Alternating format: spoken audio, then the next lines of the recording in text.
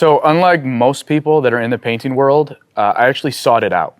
I was looking for an opportunity to get into a trades business that was seasonal in nature. My wife and I also own a health insurance agency, which is busy in the winter, but it's only 3 months a year. So what am I going to do the other 9 months? Well, I said, well, maybe the painting industry would be good. I can sell some paint jobs, find a local company that does that, sell for them, make some money, and then transition back each winter to my insurance business.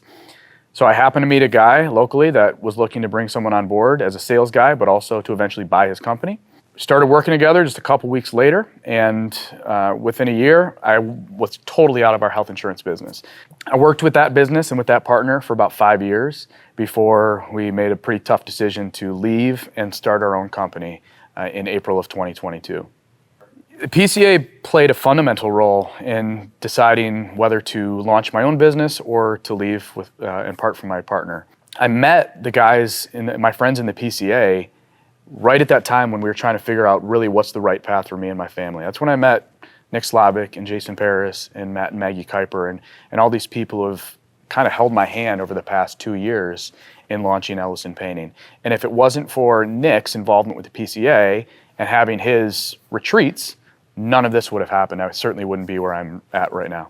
The goals for Ellison Painting are pretty large. They're pretty audacious. Right now we're at about $3 million a year, hoping for $5 million next year, 8 to 10 the next year. The only way that I can do that is if I have people that have done it before that are willing to share their insight.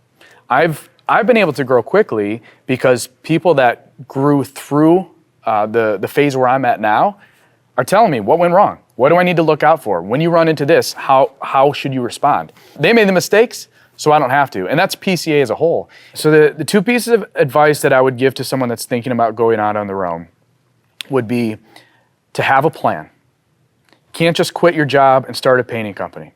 How's a painting company going to run? How are you going to structure it? Are you going to have subcontractors or are you going to have W-2 employees? Are you going to spend on marketing? If so, what's your budget? Where are you going to spend it? Without a plan, you're oftentimes going to languish, like many painters do, on the brush.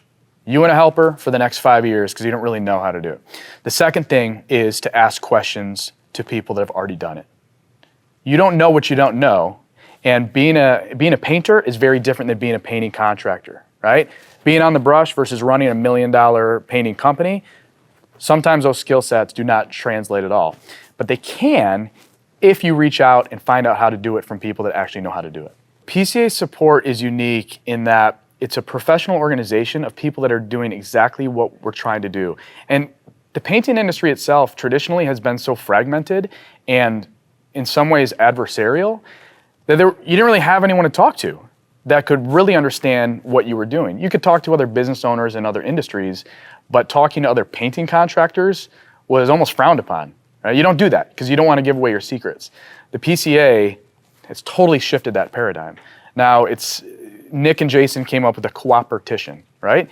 Yeah, sometimes we're competing on projects against other painting contractors that we know, but really we cooperate more than we compete. And even within my local market, I could give you 4 or 5 painting contractors in Metro Detroit that are doing the exact same thing I'm doing in the exact same territory, and we're talking on a daily basis, sharing knowledge, insight, resources. It's phenomenal. If someone was on the fence about joining the PCA, the first question I would ask is, why aren't you a member? And oftentimes it's, well, the price of admission, the cost of membership, the time commitment. What I would say is the cost of admission, cost of membership is minuscule compared to the return on investment that you get if you're an active member of the PCA. The time commitment, same thing. Give up an hour or two of your month to network with other individuals and just stay plugged in. It's going to pay off 100-fold.